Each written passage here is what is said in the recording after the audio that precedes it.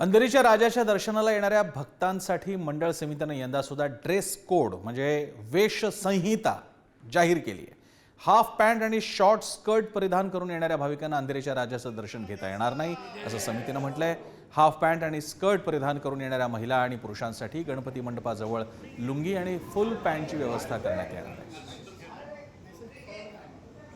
पुन्हा ते इम्प्लिमेंट करायला आम्हाला लागत आहे। लोकांना माहिती आहे की या ठिकाणी जाताना आपल्याला हिंदू संस्कृतीला शोभेल अशा पद्धतीनेच वेशभूषा करून जायला पाहिजे।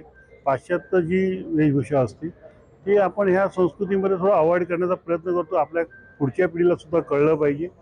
आणि हे आता आम्हीच नाही, आता जवळजवळ सगळीच मंडळं आणि विशेषतः सगळ्या देवळात, साऊथचं असेल, नॉर्थचं असेल, त्या सगळ्या देवळांमध्ये सुद्धा आता ड्रेस कोड आहे। त्यामुळे आम्ही काय नवीन करतो असं आम्हाला वाटत नाही।